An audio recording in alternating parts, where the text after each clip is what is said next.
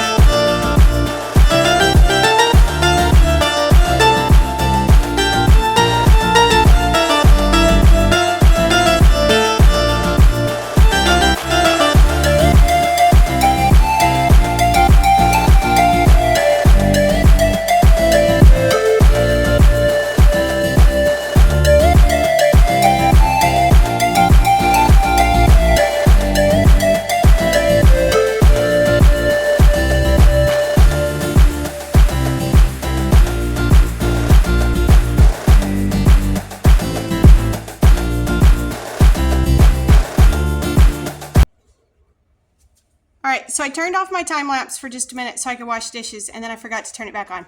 So where we're at right now, I just finished, that first batch that I did was watermelon jelly.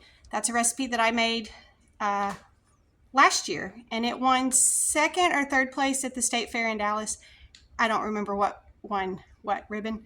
So next on the stove is going to be just some regular strawberry jam, and then I also prepped for strawberry lemonade. So I turned off the camera, washed the dishes, and then failed to turn it back on. So you'll miss some of the fun stuff. I've also got this stuff over there to make spoon jam and blackberry jelly today. So hopefully, is that 5 flavors? Hopefully we'll get all those done. And if I still have time after that, I may do some sundae sauce. We'll see. We'll just see how the day goes.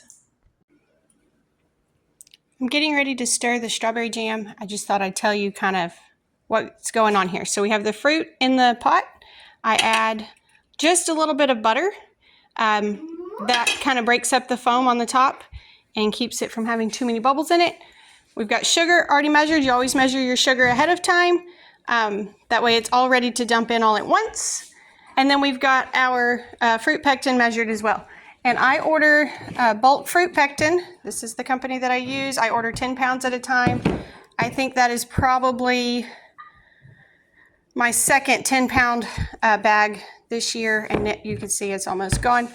So we go through lots of sugar and lots of fruit pectin around here. So the next thing I'm going to do is just stand here and stir, just like I did with the watermelon jelly. I'm just going to stand and stir forever until this begins to boil. I've been stirring for a while now. So the strawberries start out strawberries, the little bit of butter I showed you, and the fruit pectin all goes in at the same time. And then once it heats up and starts creating some good juice, maybe simmering a little, that's when I add the sugar all at once. And this is after the sugar has been in for a while. You can see it is now at a good rolling boil. If you can see through the steam, that boil is not stopping. So what I do now is set a timer for 1 minute, and the jelly is going to cook like this for 1 minute before we turn it off. All right, so I just turned off the stove. I moved the jelly off of that burner so that it will stop cooking. And next we're going to put it into the hot jars.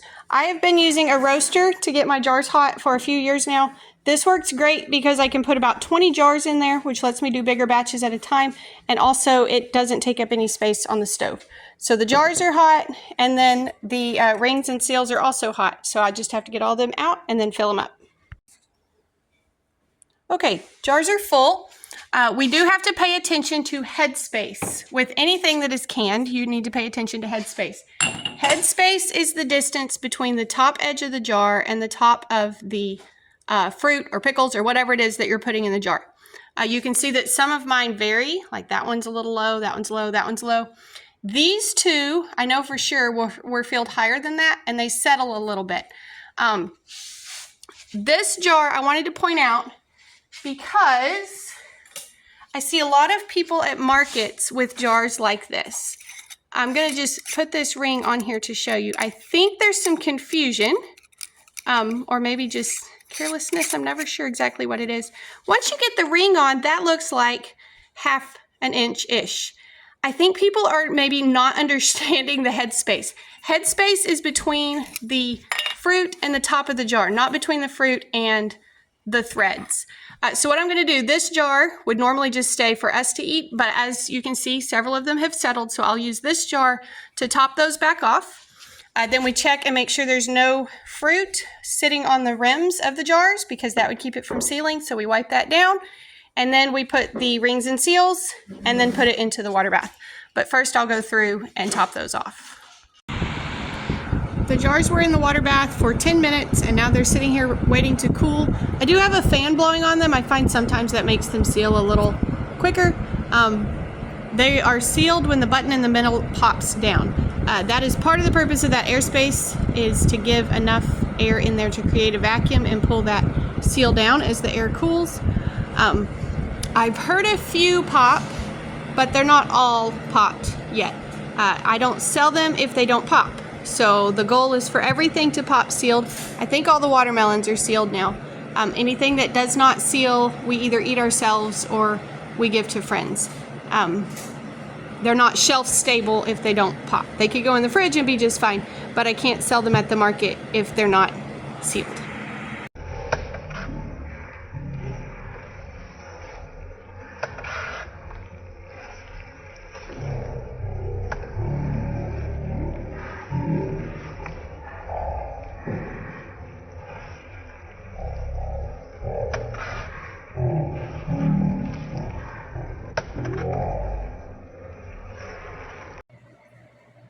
It has been a long, hot day at the stove. I just finished, well, the last jars are in the water bath now. If everything seals like it's supposed to, I will have 69 jars.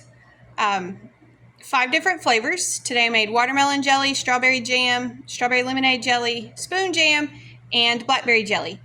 So it'll be 69 flavors, or 69 jars of those 5 flavors. Lots and lots of stirring. Lots and lots of stirring. Thank y'all for stopping by the farm today. I hope you enjoyed your visit. Be sure and tell your friends about us and come back when you can stay longer.